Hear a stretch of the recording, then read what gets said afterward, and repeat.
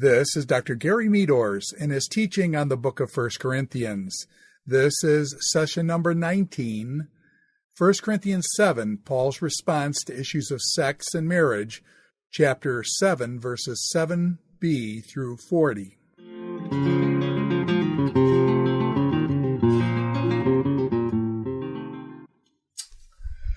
Well, welcome back to our discussion of 1 Corinthians chapter 7. We are in note pack number 10, and we are on page 92 of your notes. And we're at the bottom of this page, actually two-thirds of the way down, with the number 2a. We talked last time about 1 Corinthians 7, verses 1 through 7a, basically.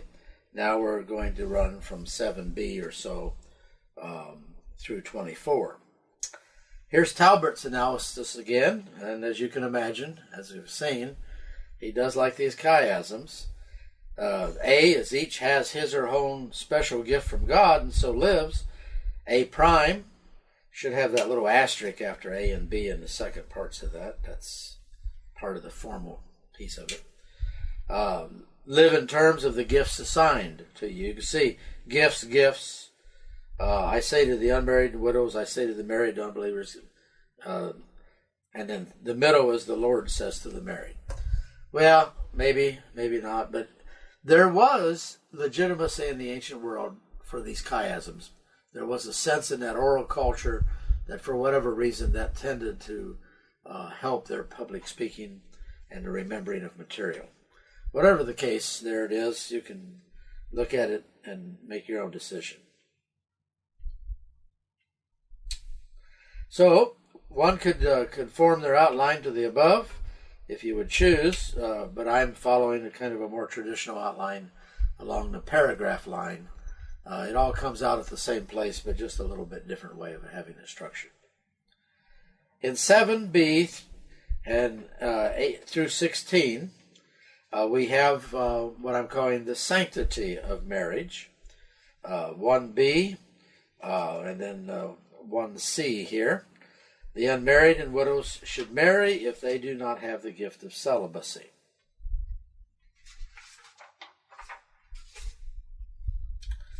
I'm just looking at the pieces of outlining.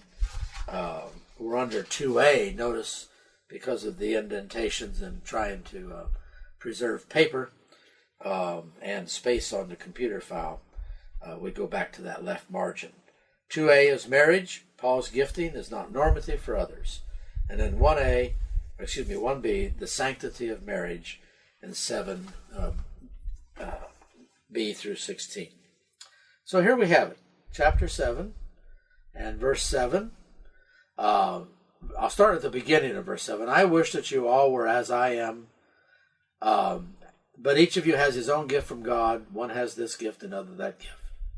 Now the question is, where do you put verse 7? The original NIV here, not the original, I'm sorry. The 2011 NIV keeps verse 7 all with the preceding paragraph. The, just for fun again, the NRSV does the same thing. And probably if I redid my outline, I'd do the same thing, but I couldn't redo everything as I prepared these notes freshly for our time together. So if it introduces the next piece, as Talbot has it to introduce it, but each of you has his own gift from God. One has this gift, another. Now to the unmarried. Anytime you have a transitional sort of statement, it just naturally kind of goes with before and with what comes after. And it fits in there. He's already talked about gifting, and he just says it again there at the end of verse 7. The unmarried and widows should marry if they do not have the gift of celibacy. Verses 8 and 9. Now to the unmarried, and when he's talking about the unmarried in that particular case, to the unmarried and widows, I say it is good for them to stay unmarried, as I do. But if they cannot control themselves, in other words, if they burn with passion, which is not a bad thing, it's a created thing, they should marry, for it is better to marry than to burn with passion. And there's where we have that particular statement. Okay. And you have a narrow vision of me. I'm juggling a few Bible translations and also looking at my Greek text for certain words that sort of key my mind a little bit. So the unmarried and the widows should marry if they do not have the gift of celibacy. Now, what do we mean about the unmarried and the widows? Also, another thing comes up, the remain as you are principle, page 93, emerges throughout 8 to 16. Paul's use of good in this passage in 7:7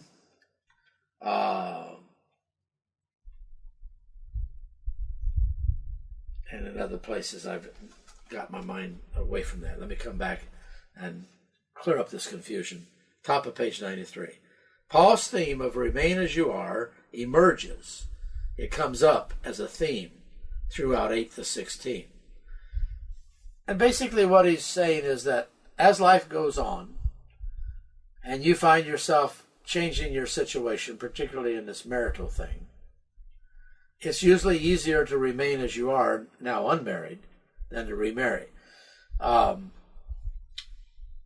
Senior ministry is a big thing in the United States right now because the largest statistic of the population are seniors. One of the interesting things is that many couples go into retirement and then one of them dies rather quickly after they get there. This happens all the time. Well, Paul would say, well, if your spouse dies, it's easier for you to remain unmarried. And he's speaking pragmatically. He's not speaking forensically in the sense of you must do that. And it is true. It is easier. So this couple goes into retirement, say the husband dies, and the wife is left, which is usually the way it happens because women tend to last a little longer, it seems. And say they had 3 children. Well, I tell you, if you haven't watched this, you've missed an interesting piece of life. Those kids are concerned about what mom's going to do with property and estate. That's the first thing, many times, that comes to their mind. They can be good kids, they can be pious children, but now what?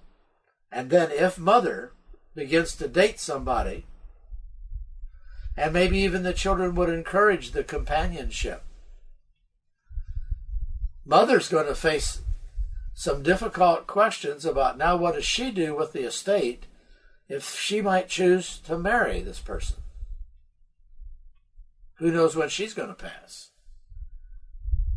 She and her husband built the estate hoping to pass it to their children. This is something that pastors need to be prepared to counsel seniors, or anyone for that matter, but seniors, it's a very common issue as they think about being remarried. There are functional issues involved with the question of marriage and remarriage after you've been widowed. When Paul says it's good for them to remarry, he's not speaking morally good, but functionally good. It's not a moral issue because it's okay. But it's functionally convenient not to remarry, but it's going to be functionally convenient if you can't control yourself, that you should remarry. You can do it either way. Just be aware of who you are and how you deal with life as you come into those circumstances, is what Paul is saying. Paul addressed the unmarried and the widows. Now, the word for unmarried is agamos, accent on the ga there. And that word also applies to male widowers. There is a word for widows, which we get in our Greek text, but there's not a word for male widowers that's separate from the word unmarried. So that raises some questions. The problem is that the first term translated unmarried can have a very broad range of meaning and is very contextually dependent for its meaning. Is it unmarried males, or is it the unmarried period? And this context is linked to the widows, which is clear. So it seems very likely that perhaps we're talking about male widowers and female widows. The first bullet point: the term for unmarried only occurs in this chapter in the New Testament, and its meaning varies in 7:8 and 7:11. One time it refers to what we're talking about now, perhaps unmarried men or widowed men, but it can also refer to divorced women. The word divorce is sort of loaded, of women whose husbands have left them in 7:11.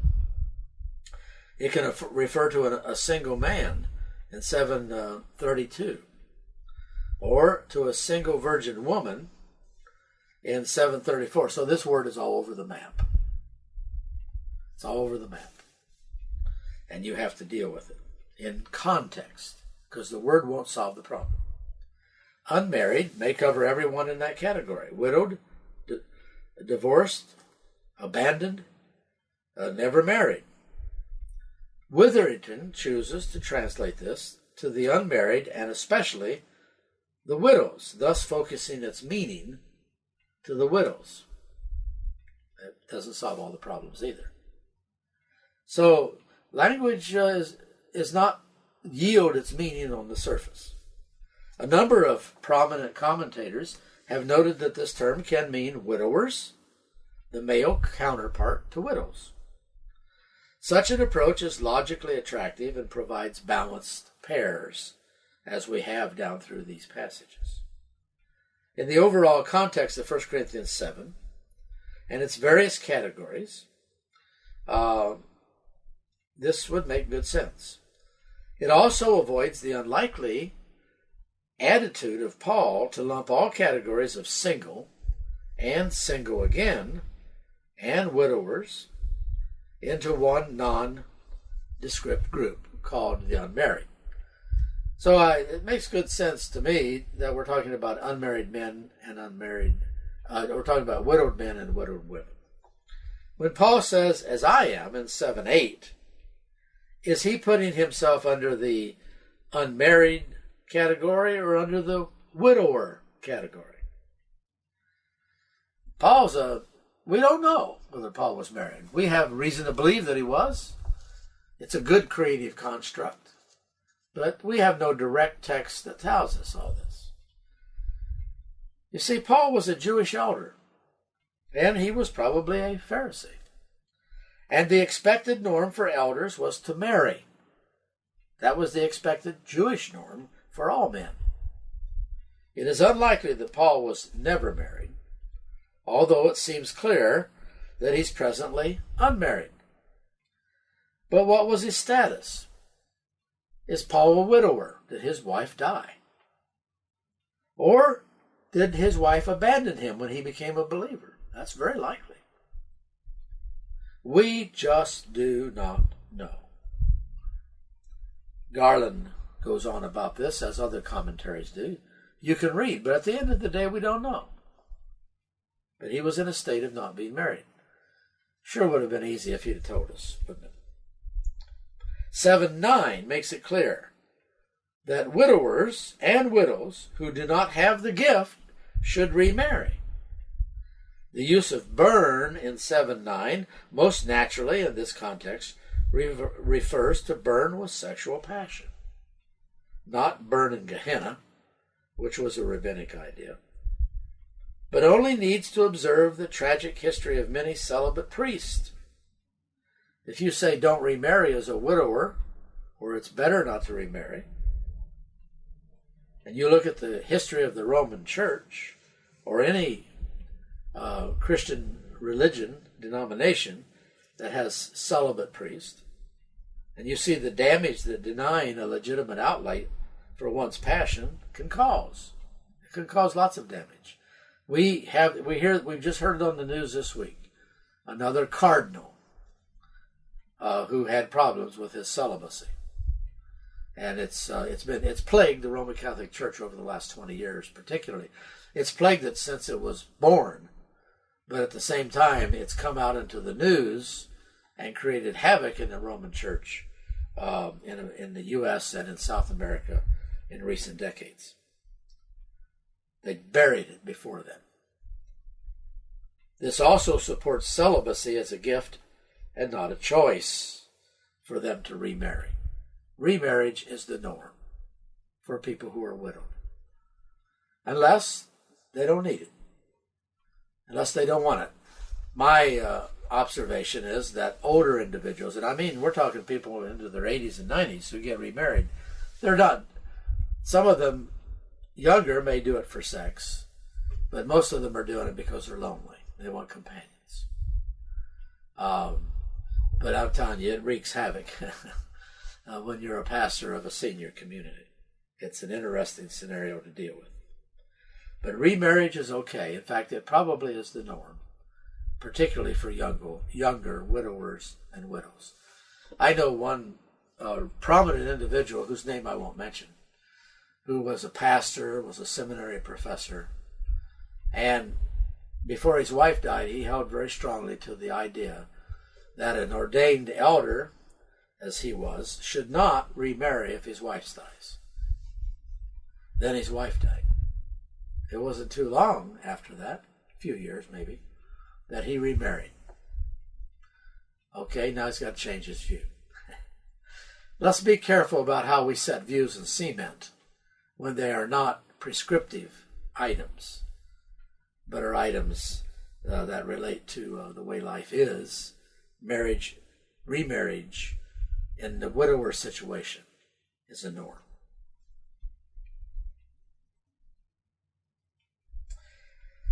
On 7:9, there's an article by J. Edward Ellis in a journal that I've listed here for you. He notes that Talbert, Fee, and Witherington and Furnish all agree that Paul does not, in 1 Corinthians, express a desire or even a fond wish that all Christians be celibate. I've heard 1 Corinthians 7 used by numerous people as a proof text for celibacy being superior. Anybody who says that has abrogated their right to interpret 1 Corinthians 7 and revealed themselves as incompetent to do so. That is not what 1 Corinthians 7 is about. It is not a proof text for the primacy, the spirituality, the better judgment of not being married after you've been widowed or your wife has died. Because the created norm is marriage, and you don't get rid of the created norm because it was that way for a reason after someone's gone. There are pragmatic issues that make it challenging and difficult in a variety of ways. But do not try to make it a biblical teaching that it's better not to, because all you're doing is abusing the Bible. In verses 10 to 16 at the bottom of page 93, 2c, marriage is permanent. 10 to 16. The first item here, the Dominical tradition in verse 10. 7:10. To the unmarried, I give this command, not I, but the Lord. Now this is where Garland's division of sections comes in handy because he says it's a new section, and I think that it is. It's even divided out in the ASV, while the NIV keeps some smaller pieces to these paragraphs. But in 10 and 11, which is the paragraph in the NIV, to the married I give this command, not I, but the Lord. A wife must not separate from her husband. But if she does, she must remain unmarried, or else be reconciled to her husband, and a husband must not divorce his wife. Verses 10 and 11 I call the Dominical tradition. Dominical is just parking on the Latin word for Jesus tradition. the father's tradition. In 7, 10, and 11, Paul addresses the wives first. This reverses his pattern from other texts in chapter 7. This may imply an issue in Corinth. I'm not sure. It could be an undercurrent that Paul is bringing out that we might miss. But he addresses the widows first. Dominico is the Latin way to refer to the teaching of Jesus. Paul begins his address to married couples by calling forth Jesus' teaching from the Gospels, which is very thin, but is there. Paul uses the purest of the Gospel traditions, that is, Mark and Luke, because Matthew said, except for fornication, in the Dominico tradition in this domain. He does not mention Matthew and the exception. Now that can mean one of two things. He chose not to mention it because he sees this as more normative. Or he did not understand the exception to mean liberty to remarry. Or that was a grounds for divorce. Now, that's a subject we're going to talk about in the third of our three-part series on chapter 7. And I'll explain it more there, but for the time being, verses 10 and 11 are pretty absolute. So are the Gospels. No, if you're married and get divorced, don't remarry. That's the Gospel tradition. Some would say Matthew is an exception to that, and that is something that needs to be looked at carefully. If it is, it's the only place where it is an exception, because Mark and Luke speak in the absolute. This is pretty touchy stuff. Dominico is the Latin way to refer to the teaching of Jesus. Paul begins his address to married couples by calling forth Jesus' teaching from the Gospels. Paul uses the purest form of the Gospel traditions. The Matthean exception clause is not present. The absence of the exception clause may support one of the specialized views, we'll see later, of this clause, rather than it being some general exception that you can get remarried for sexual sin. It seems that if Paul would have understood sexual immorality as a general grounds for divorce, 1 Corinthians 7 was the perfect place to mention it, but he doesn't. He keeps the absolute. He keeps the ideal. And that ought to raise some eyebrows for those who get into the discussion of divorce and remarriage. I'll come back to that. In verses 12 through 16, we have the Pauline explanation. Verses 12 through 16. To the rest I say this, I, not the Lord. Now, let's go back to Dominico tradition. I didn't talk about this. I need to. When he says, to the married I give this command, not I, but the Lord. And then in 12 he says, I, not the Lord. Does Paul say in verse that 10 and 11 are authoritative verses, but 12 and so forth is my opinion and has no authority? Not likely. That'd be kind of dumb, wouldn't it? It's when he says, I, not I, but the Lord, I, not the Lord, he's exclusively referring to Dominico tradition. In verses 10 and 11, Jesus said something he can quote, and he does. Not I, but the Lord. In verses 12 and following, he doesn't have anything from Jesus he can quote, so he's going to say it. So that I, not the Lord, is not accepting these verses from any kind of authority. It's just accepting them from the fact that Jesus didn't say anything he can use. Be very careful with that phrase, not I, but the Lord, I, not the Lord. It's not undermining the authority of anything or exalting the authority of Dominico tradition. It's just saying, I can quote him here, I can't quote him here. That's all it's saying. Be very careful with that. If any brother has a wife who is not a believer, and she is willing to live with him, he must not divorce her. That's a pretty absolute statement, isn't it? There is no grounds for divorce in regard to someone not being a Christian and you're married to them. That's not a grounds. Unequal yoke, as it's often referred to, is something you need to avoid getting into, but if you're already in it, it is not at any level or in any way a reason for divorce on the part of the Christian. The unbeliever might choose to get rid, and watch how this goes. But if she does, for example, separate, and this is assuming she's a believer, but if she does, she must remain unmarried or else be reconciled to her husband, and a husband must not divorce his wife. And the same thing would apply to them in verses 10 and 11. So the bottom line is that to those who are married, they are not to separate. End of discussion. If a separation occurs, they're not to remarry. End of discussion. That fairly represents the absolute statements of Mark and Luke in the divorce pericopes in those Gospels. That's pretty absolute. That is not received well in the current culture of Christianity. But it's there. You deal with it. I'll come back to some of this a little later in the third segment.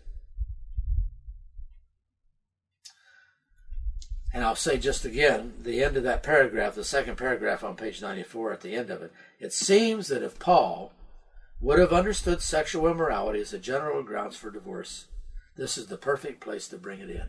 And he did not do so. He did not give us an exception clause in verses 10 and 11. He gave us the absolute, which is how Mark and Luke represent Jesus. The only place in all of the Bible where there's an issue about this is in Matthew 5 and 7. In Matthew 5 and chapter 19, the two exception clauses. They're only in Matthew. I'm going to unpack that for you later, but not right now.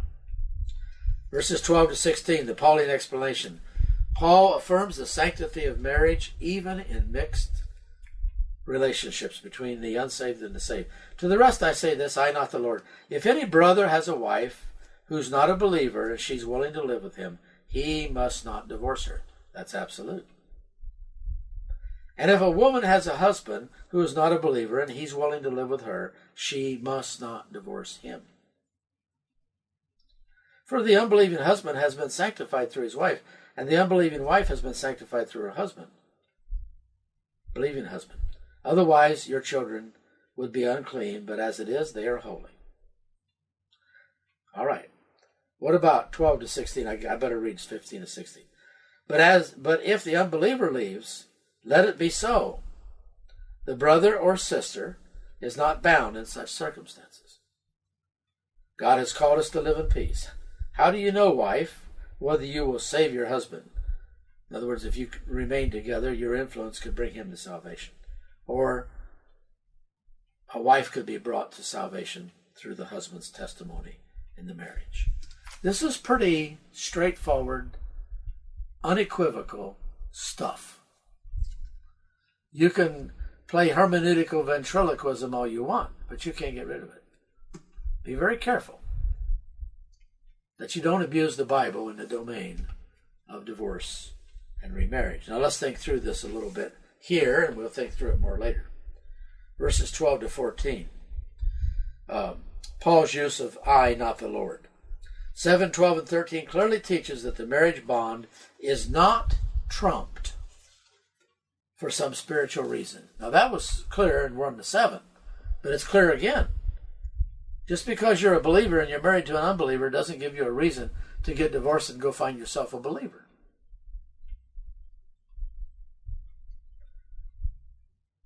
Although saved and unsaved partners reflect the greatest of spiritual incompatibility, there is still not a reason for divorce. Unequal yoke marriages cannot be dissolved for so-called spiritual reasons. Think of it this way. If conversion finds one in an unequal yoke marriage, then that is God's will for you. Remain as you are. You can't use spirituality to exit that marriage. Now, there's a lot of other issues about marriage and divorce. The questions of abuse, the danger of a spouse and so forth. We're not talking about any of that. We're talking about somebody, Paul said, is willing to continue the marriage. I know one prominent marriage in my pastoral ministry where this happened. Some friends of ours, the husband was not married. The husband was not a Christian. The wife was. She came to our church. He ran a golf course. I used to play on his golf course. The golf course was here. My house was here. The church was down here.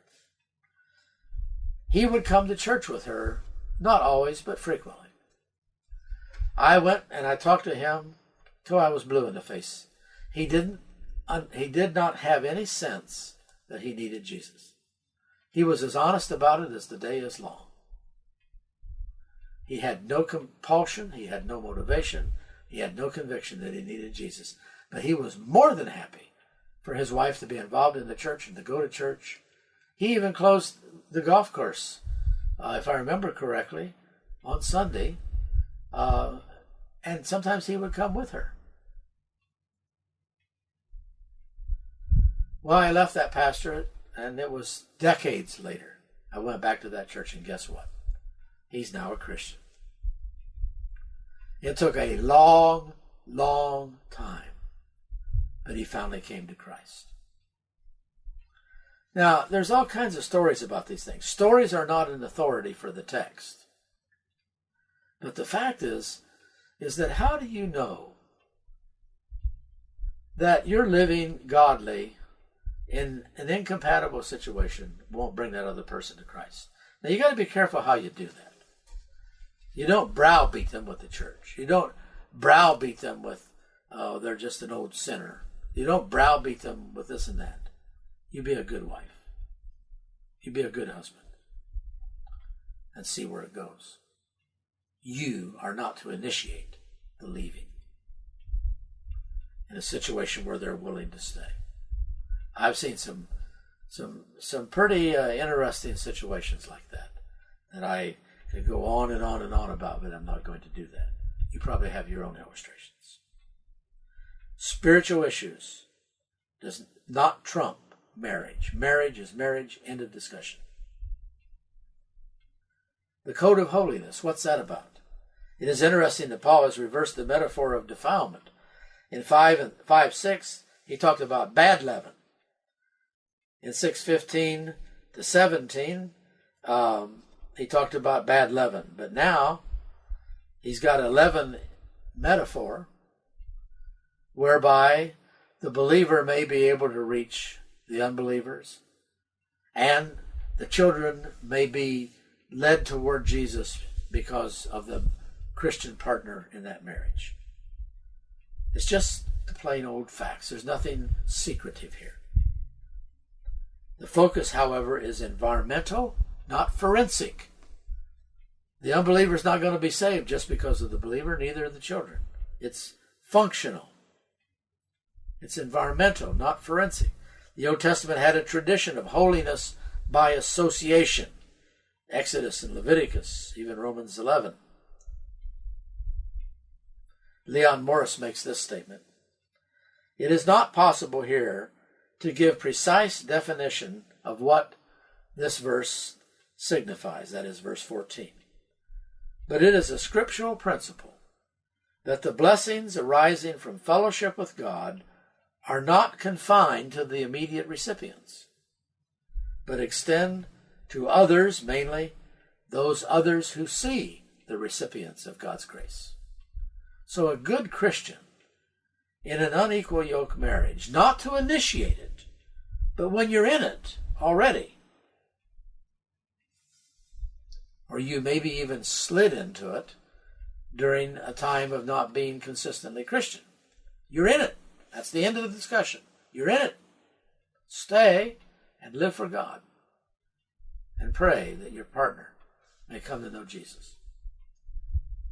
While it is a privilege to be in an environment of holiness for one's own good and possible salvation, it's not a substitute for personal belief.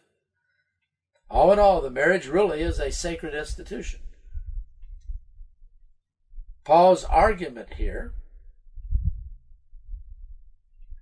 halakhic, legal type argument, is focused on the legitimization of the mixed marriage and not on the forensic issues of salvation itself. The phrase is sanctified is basically, that means you're put in a good position to get to know God. That means you're eligible to know God. You have a privileged position. Meaning the mixed marriage must be maintained if at all possible. That's what Paul's calling for. You can't use it, the unequal yoke, as a justification for divorce to marry a Christian. If you do that, you have violated God's intentions. And you violated the sacredness of marriage, the kinship that it creates, for probably lots of reasons, but not legitimately so, according to Paul. Page 95. In light of all this, how will you approach counseling married couples, where one is a believer and one is not? How will your support of the marriage affect the unbelieving person? For example, what would you do if this unbelieving husband stormed into your church during your weekday hours and you're in your study, and he storms in exceedingly angry that he can't do some things with his business partners on Sunday because his wife is in church, insists on going to church.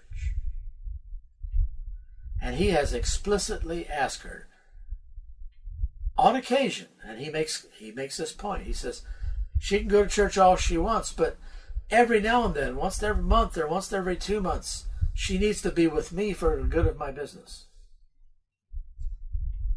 And he comes in and reads the riot act to you and blames you for this problem. What are you going to do? You going to pin him up against the wall? Say he's a little guy and you're a big guy. Say you need Jesus. Are you going to tell him, well, sir, you should be in church with her? How are you going to handle that? I'll tell you how I would handle it, and you may not like it. I'm retired. I don't really care. Teasing. I didn't have that occasion with this person that I have mentioned. But if that had happened, this is what I hope I would have done. I'd stand up and be friendly toward this person. I'd say to him, I understand. And I'm going to talk to your wife about it privately. Then, with your permission, I'd like to come and talk to both of you. And probably at that point, he's very happy. He's going to say, oh, yeah, you can come over anytime. I'd love to talk to you. Then I would have a conference with his wife, and I would say, look, I think what you need to do when your husband has a business meeting, if it truly is occasional, like he says, maybe even once a month would be frequent, that you need to honor him and not be here. And she would probably say, a gasp, preacher, you're telling me not to come and see God on Sunday? I said, well, you see God every day of the week, don't you? Now, I want you to be obedient to your husband in this situation. Now, we're assuming there's no abuse involved here. You need to honor him as the one who's providing your household. This has nothing to do with gender issues and so forth. Don't get into that on me. I'm just talking about the marriage and what Paul's talking about in this chapter. And I would say to her, go with him. Honor him in that regard. Have a good time, frankly. You might be glad not to hear me for a change.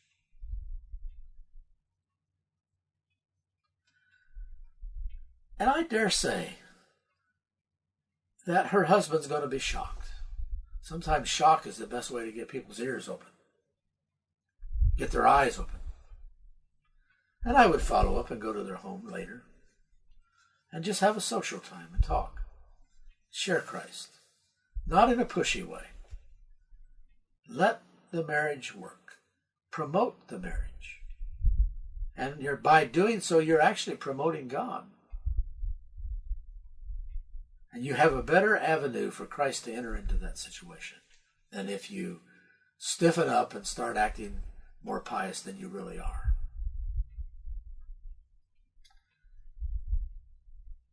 Marriage trumps claimed spirituality.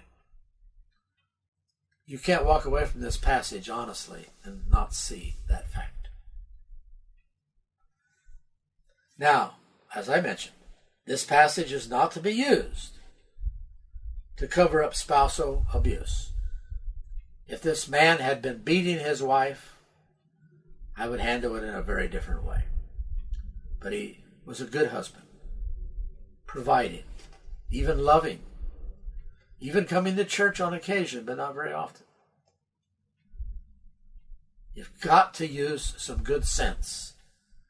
And Paul gives us some if we just open our ears and quit being naive about some of this. Furthermore, in 2e, Paul only allows an unbeliever to leave in verses 15 and 16. It's all about the believer staying and the unbeliever leaving. There is no statement anywhere in this passage about the believer making the choice to leave. It's always the unbeliever's choice. But what does he say in 15 and 16? He recognizes the fact that a believing partner cannot force a spouse to maintain the marriage. You may want to maintain the marriage, and that unbeliever wants to leave. You can't make them stay. You don't have the power to do that. Paul recognizes this fact and releases the believer from the pressure of being victimized by an unbeliever leaving the relationship. There are several key pieces to this text.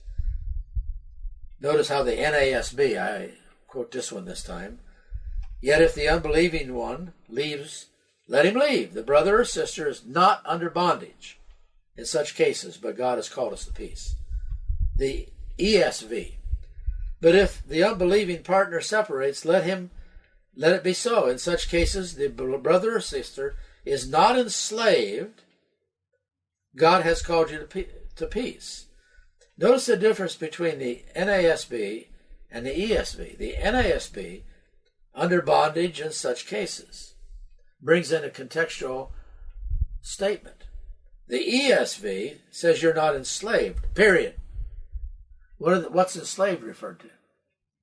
Does it refer to the point of you got to make them stay? Or have they now expanded it by implication to mean that you're free to remarry? See, a lot of people bring remarriage into this passage, and I will question whether that's possible. NIV, that's the original. "But if the unbeliever leaves, let him do so. A believer, man or woman, is not bound in such circumstances." Sort of like the NASB, but a little different. God has called us to live in peace. Let's see what the 2011 says, because I hadn't read it up to this point. Verse 16. "How do you know, wife, whether you will save your husband or whether you will save your wife?" I'm not in the right place here. Verse 15. Okay, 15. "But if the unbeliever leaves, let it be so. The brother or sister is not bound in such circumstances." Very much like the original NIV. Same. Now that raises another question. What does not bound mean? But it does at least permit the believer to let loose and let it happen, but not to cause it or not to initiate it when the circumstances are good. Okay? The Greek word for separate or leave was a common Greek word in papyri marriages and marriage contracts for divorce. So it is normal vocabulary in this particular situation. There are three striking items here. The leaving is put in the imperative mode. Let him or her, let the unbeliever, separate. In other words, Paul's pretty strong. He says if they're going to go, let them go. You do not have to make them stay. You don't have to be under that obligatory idea. Furthermore, you can't make them stay. I think Paul's first choice would be stick with it. He said that. But if they're going to go, you don't have to go to all kinds of gyrations to make them stay. Brother and sister are specific labels here. The brother, the sister, they don't have to make them stay. Not bound is the question. What does not bound mean? In many places I read, they extend not bound to remarriage, when this is not a text about remarriage right now. This is a text about divorce, leaving, not what are you going to do afterwards. The not bound needs to be retained in the context. Not bound should be understood in the context of this specific text. Therefore, not bound means, number one, you do not have to feel guilty that you could not redeem the marriage and make them stay. You're not bound to that idea. Secondly, not bound refers to the closing statement of peace. It indicates that you should not feel bound to fight in a manner or to maneuver that goes beyond reasonable effort. You should try to save the marriage, but if you can't, you do not have to feel bound. You don't have to go to special levels, ridiculous levels, desperate levels to make it happen and stay. It is unlikely that not bound has anything to do with remarriage, but it's often used that way. Not bound means you're free, do whatever you please. That is out of context here. It's out of the Dominical tradition, which Paul has reaffirmed in verses 10 and 11. So why jump on that bandwagon that not bound means, whoopee, I'm free? Doesn't mean that at all. Be careful how you use the Bible. That's out of bounds to use it that way. In 17 to 24, let's come back now to this remain as you are principle. Paul emphasizes remain as you are throughout the unit of chapter 7. 17, 20, 24, it's all in there. However, remain as you are is used as a principle, not a law. The principle to remain as you are is pragmatically good, but it is not required. The remaining almost as you are, unmarried, is a concession, because marriage is the norm. But if you don't want to get remarried, remain as you are. It's a good thing. Less problems, less issues. Paul emphasizes remain as you are. It's presumed, however, a principle, not as a law. We might call this the principle of providence, where you find yourself bloom. But not all can remain as you are, because they burn with passion. And it may not be sexual passion. It may be the passion of being with somebody else on a regular basis, to have conversation, to have a partner, to have companionship. We were created for that. Don't deny it. Looking on down the page, I'm trying to decide on the fly here.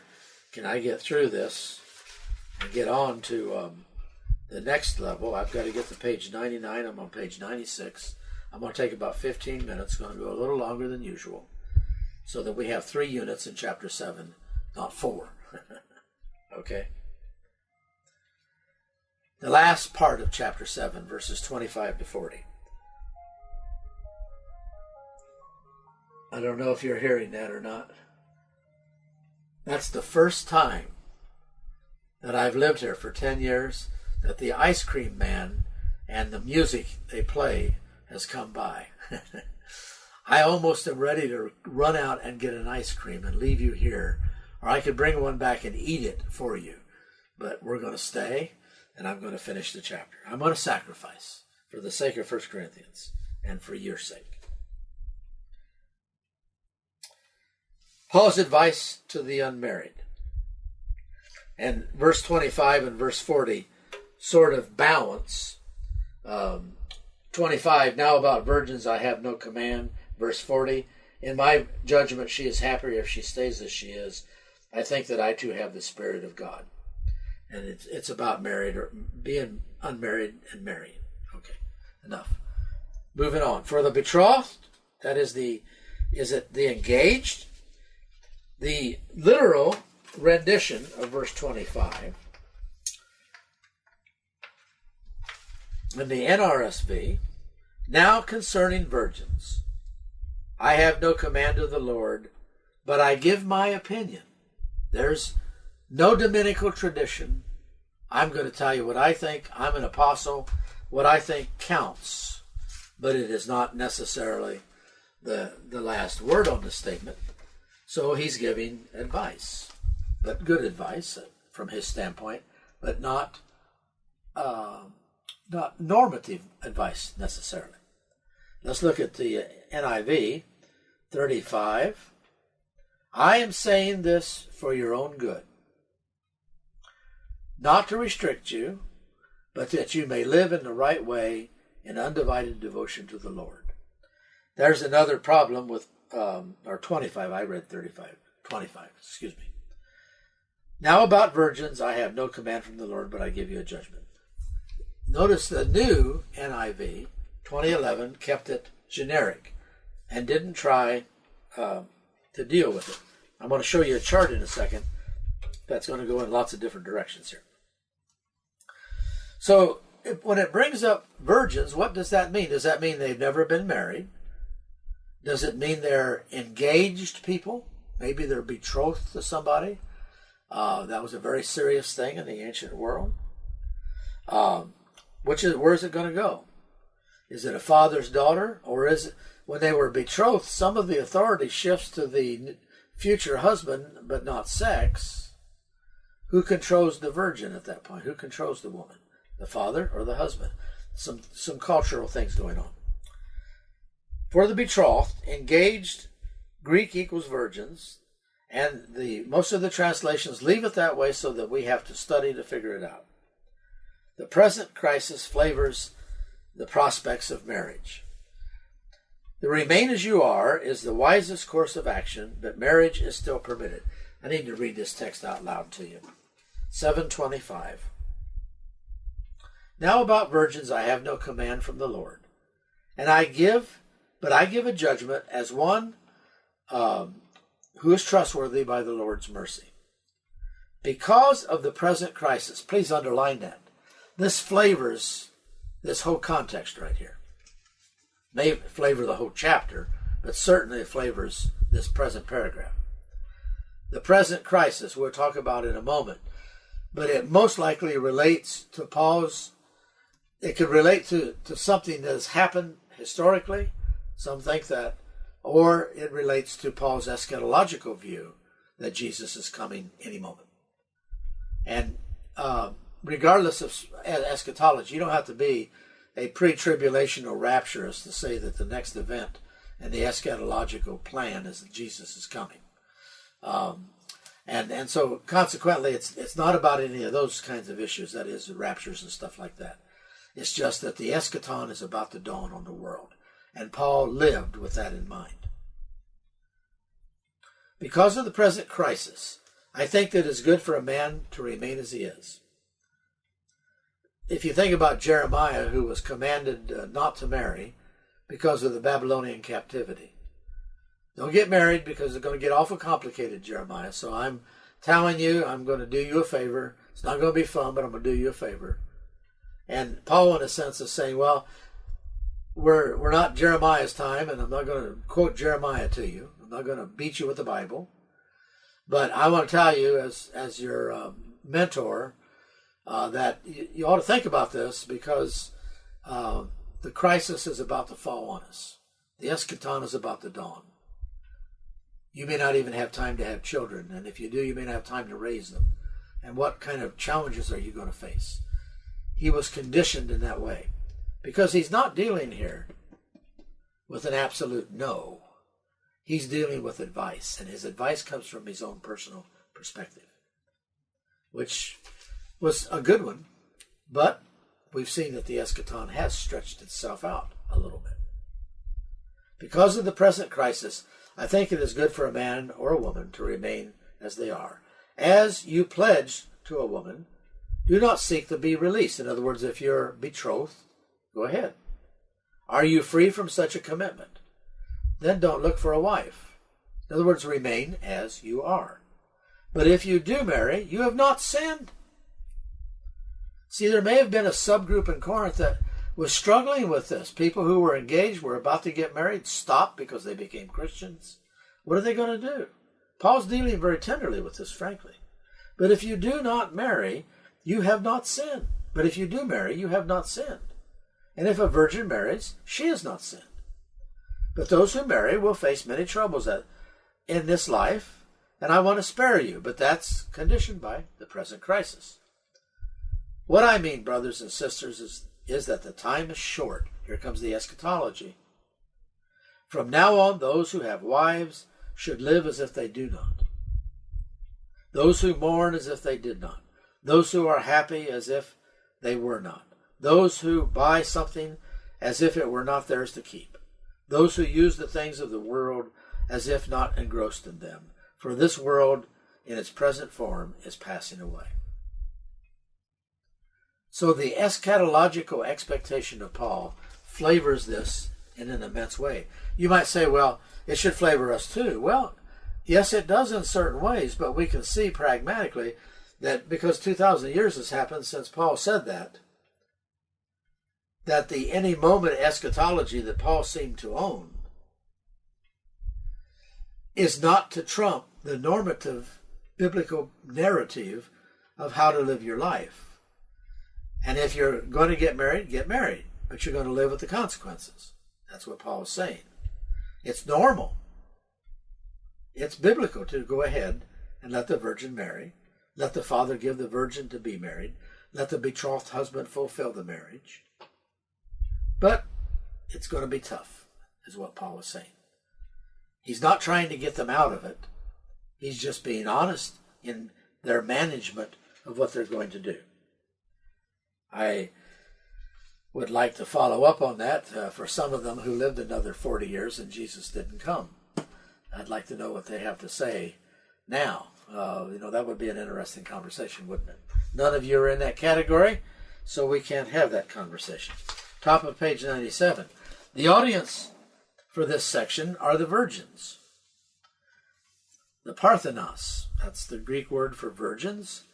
The Greek word may mean the Hebrew word for virgins could mean a virgin as we normally think of it, or an unmarried girl. In the Greek, it's pretty restrictive. It means virgin like we think of it, absolutely never known a man. The NIV provides the literal rendering, virgins, and the ESV provides the interpretive translation, betrothed. This is fascinating. The ESV is more dynamic than the NIV in this passage. It claims to be formal, but now it's a dynamic equivalent, calling them betrothed. That's an interpretation. The meaning of virgins in 725 is highly disputed, although 7, 36, and 38 is clearly a betrothed issue.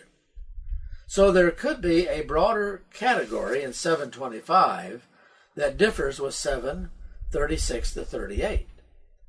All these subgroups, this is not easy stuff. We've got all these little subgroups going on. And it's hard for us to ferret it out so far from the event. So there could be a broader category in 725 that differs with 736 to 38, which is clearly betrothed. There are at least 4 proposals to explain virgins here. Is it a father and his virgin daughter? He won't give her up for marriage. Is it a man and a woman in a spiritual marriage? Now this is a transported into the text there, could it be that one of the subgroups in Corinth had over-spiritualized this? They got married, but they haven't had sex because they think it's the wrong thing to do. That is at least the proposal of some. Some say it's a levirate marriage, which I think is not true. That is a relative having children with his brother's wife because she's barren. That's more OT. Or is it engaged, betrothed couple?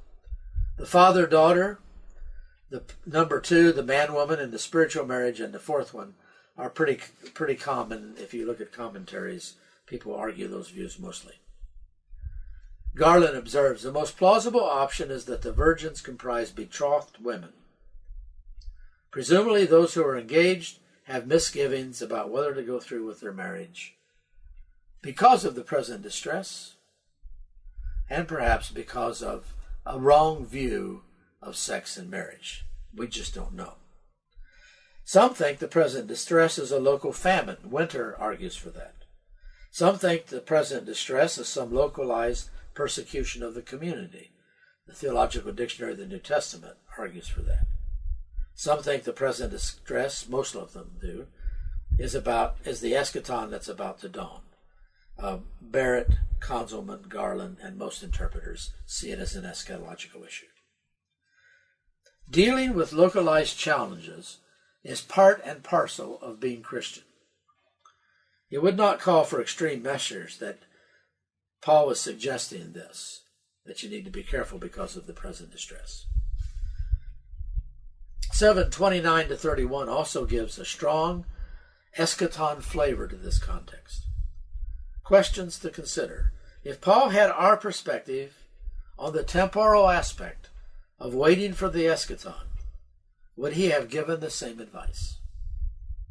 I think that's a fair question. This is different because of the life events that's normative and Paul's any moment eschatology.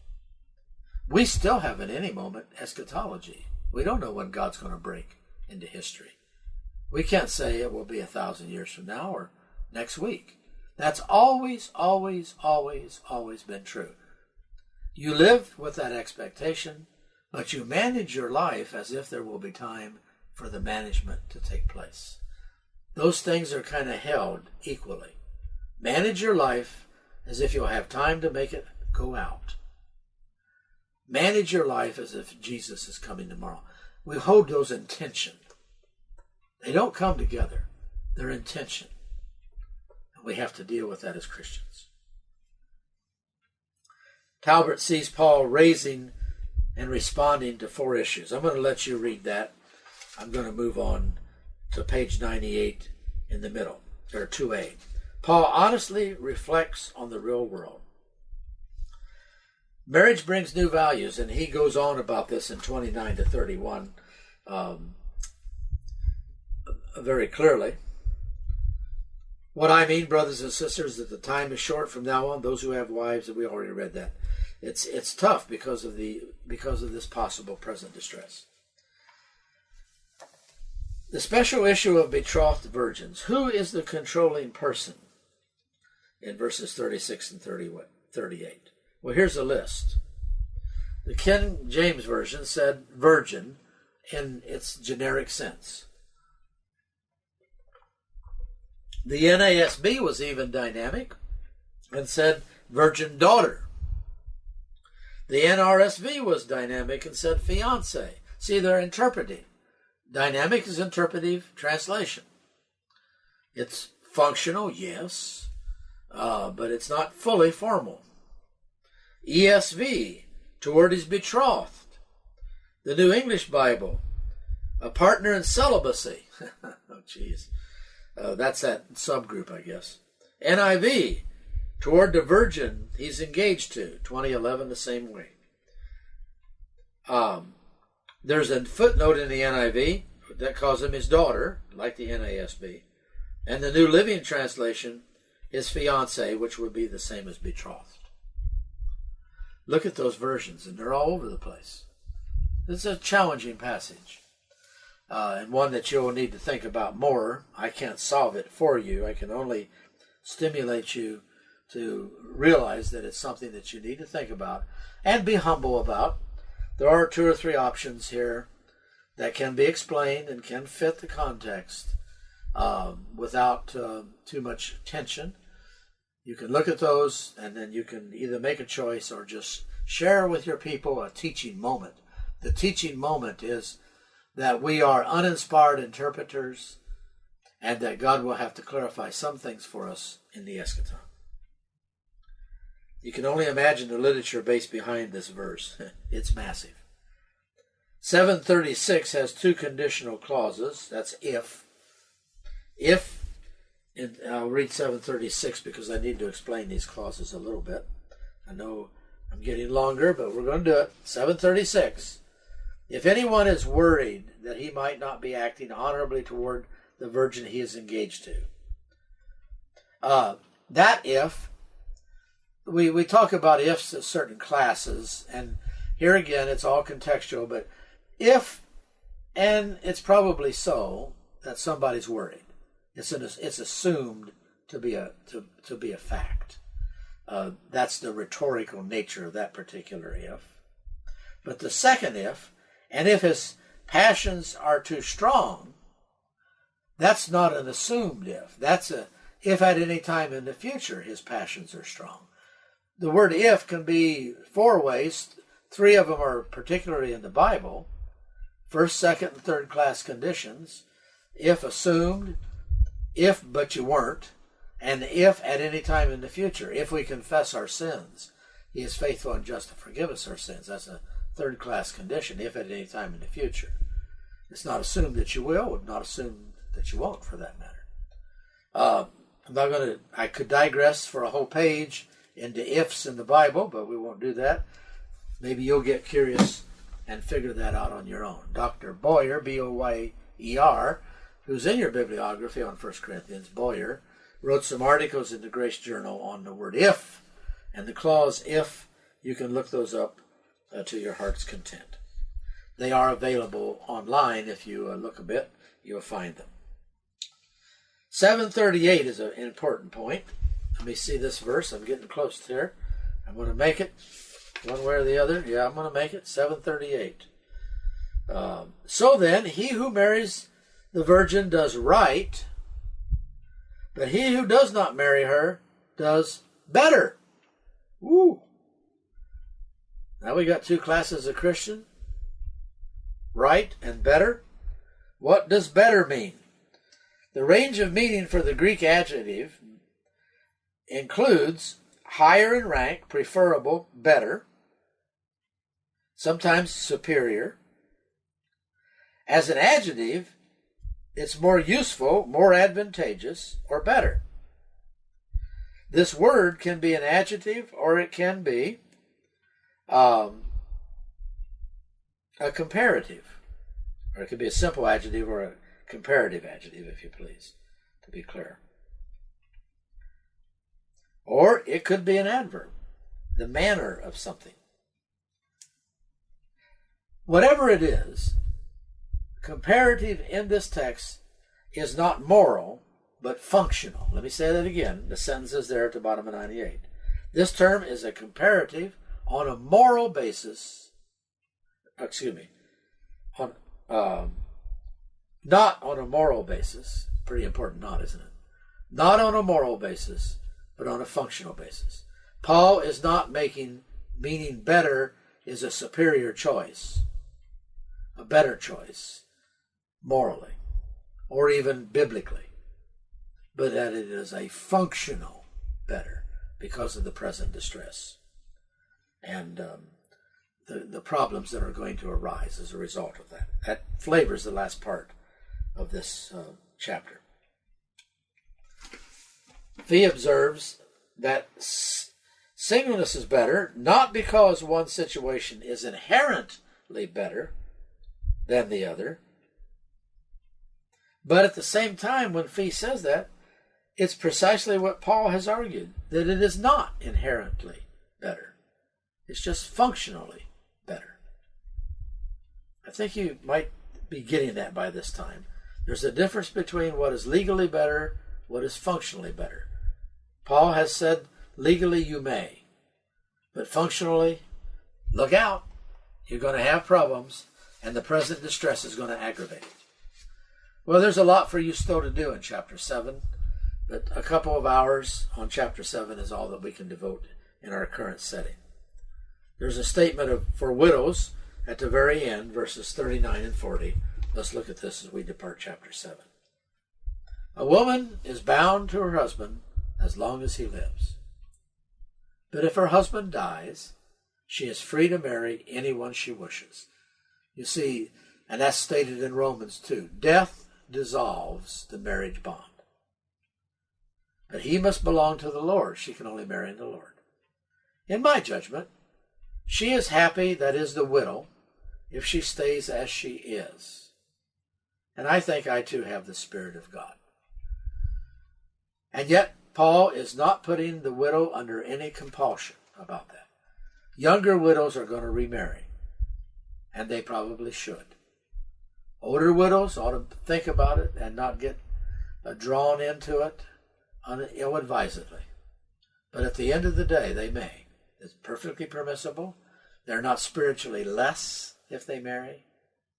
But pragmatically and according to the things that happen in life, there's issues that they need to consider.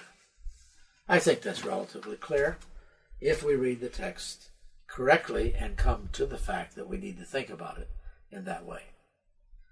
Well, chapter 7 is a challenge, isn't it? It's a lot to do. The literature that's behind this chapter is massive. I could give you a stack of journal articles like that on this chapter, and that would only be some. So it's something to be thought through. I think I've given you a good frame that you can do that. I've teased out the nuances so that you can continue to think about chapter 7. The third component in this chapter I will do in my next lecture, and that third component is on marriage and divorce in the Bible. This begins on page 99 in your handout, and you'll notice that this goes on through page 115. So I'm giving you about 16 to 17 pages, which is pretty big in our setting, on the question of marriage and divorce, and we'll talk a little bit about remarriage, but mostly the Bible teaching on divorce. I want to run you through this. You need to read it, and I hope you would read it ahead of time, because I'm going to be moving quickly, highlighting, and helping you to get your arms around this huge subject so that you can work through it. If you're a ministry professional, you have got to work through it. You've got to come to some conviction and conclusion about the question of marriage, divorce, and remarriage in the Bible if you're going to manage a group of people biblically. Have a good day, and I'll see you in the next lecture.